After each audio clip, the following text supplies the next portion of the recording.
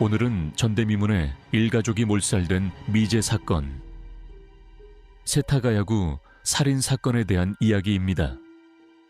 새해를 코앞에 둔 2000년 12월의 마지막 날, 일본 세타가 야구 가마소시가야에 살고 있던 하루코 씨는 옆집에 사는 41세의 딸 야스코에게 전화를 걸었습니다.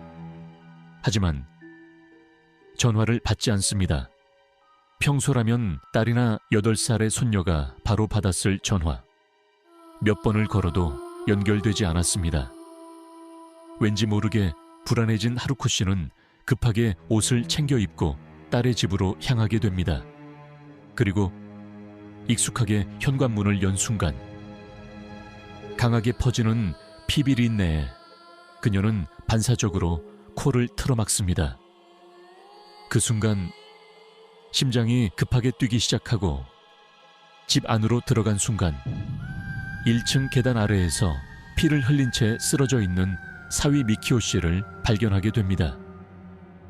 하얗게 질려버린 하루코 씨는 집 안을 확인하던 중 딸 야스코와 손녀 니나 그리고 손자 레이까지 이미 싸늘하게 식은 상태로 발견하게 됩니다. 과연 이 가족에게는 무슨 일이 있었던 걸까요? 참고로 이 사건은 아직까지 범인이 잡히지 않은 미제 사건입니다. 지금부터 이어지는 내용은 현장과 증거를 바탕으로 경찰이 추론한 결과입니다.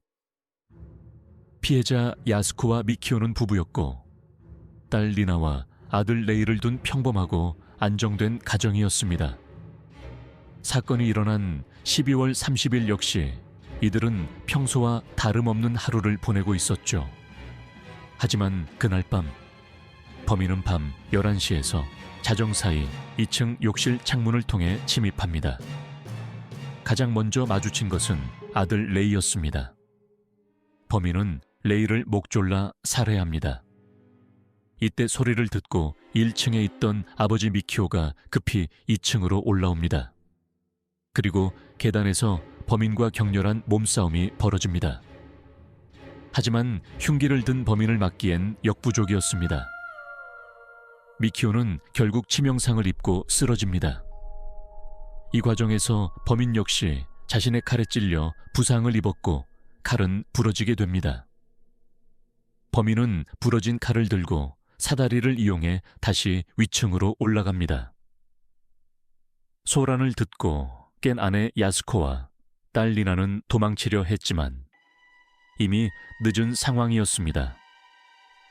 칼이 망가진 상태였기 때문에 한 번에 살해하지 못했고 범인은 다시 주방으로 내려가 다른 칼을 찾습니다.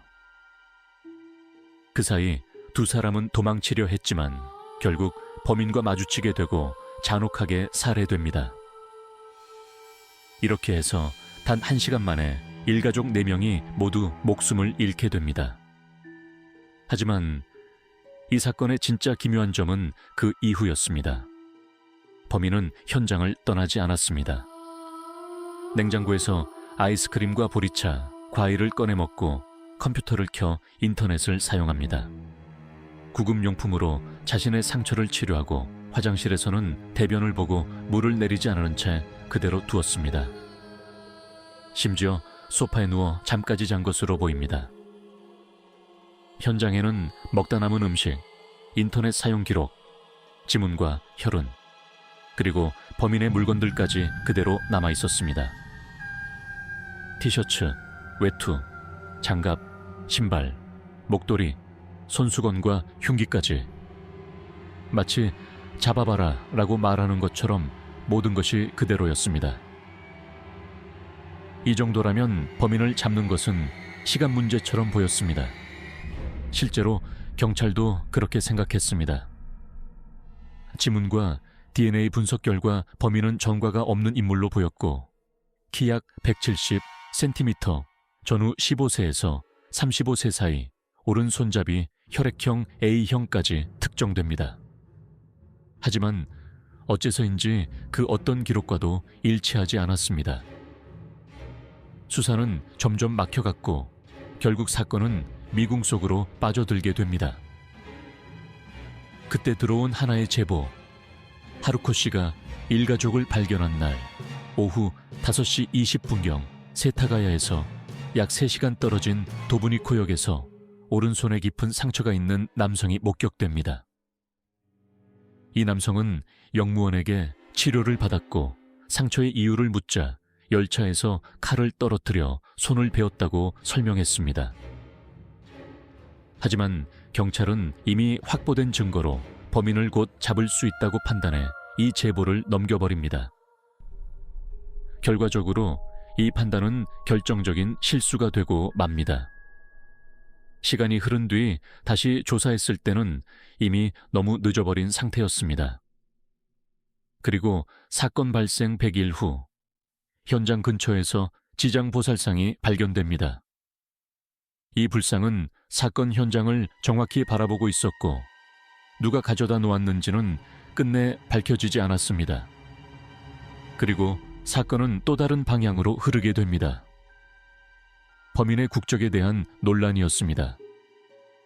현장에 남겨진 신발과 가방, 특히 신발은 영국 브랜드 슬레진저 제품이었는데 이 모델이 당시 한국에서만 생산되었고 280mm 사이즈는 일본에서 판매되지 않았다는 주장이 나오면서 논란이 시작됩니다.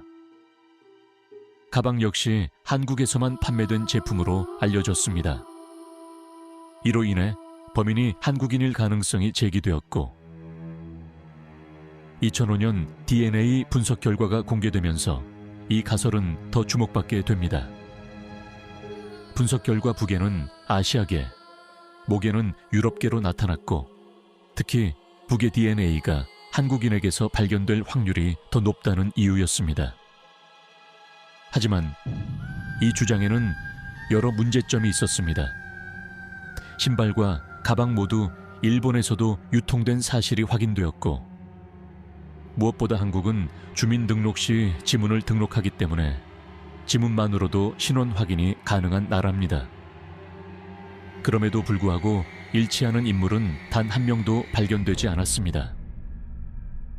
결국 한국인 범인설 역시 명확한 근거 없이 힘을 잃게 됩니다. 수많은 단서와 증거, 그리고 끝없는 가설들. 하지만 그 어떤 것도 범인을 특정하지는 못했습니다. 범인은 집 안으로 침입했고 가족을 모두 살해한 뒤 그 집 안에서 시간을 보내고 사라졌습니다. 수많은 흔적을 남긴 채 그리고 지금까지도 단 한 번도 잡히지 않았습니다.